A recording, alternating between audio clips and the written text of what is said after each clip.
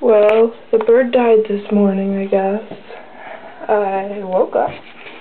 I went in Katie's room to go get my bag.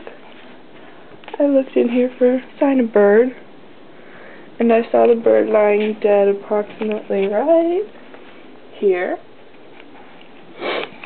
So then I got a towel and I picked it up and I put it in a little orange baggie.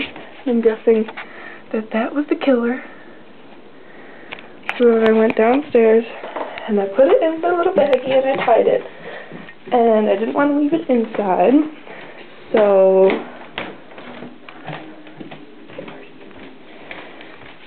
I wrote my note, let them know where the bird is, and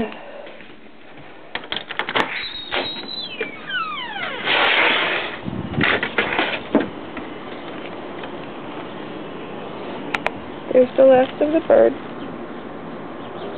dead, and that's the end of our story.